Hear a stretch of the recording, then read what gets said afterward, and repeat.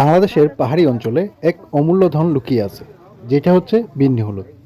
সাধারণ হলুদের চেয়ে আকারে ছোট, কিন্তু রং আরও গাঢ়, সুগন্ধ আরও তীব্র। এই বিশেষ হলুদ চাষ হয় শুধুমাত্র বান্দরবনের উর্বর মাটিতে। খাগড়াছড়ি, রাঙ্গামাটিতেও কিছু হলুদ উৎপাদন হয়।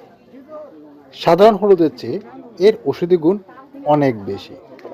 শত বছর ধরে পাহাড়িরা এটি ব্যথা কমাতে, ত্বকের যত্নে আর শরীর চাঙ্গা রাখতে ব্যবহার করেন। বিন্নি হলুদে অ্যান্টি অক্সিডেন্ট অনেক বেশি, যা রোগ প্রতিরোধ ক্ষমতা বাড়ায়। এটি হজমে সহায়ক, প্রদাহ কমায় আর শরীরকে ডিটক্সিফাই করতে সাহায্য করে। অনেকে এর উপকার সম্পর্কে জানে না।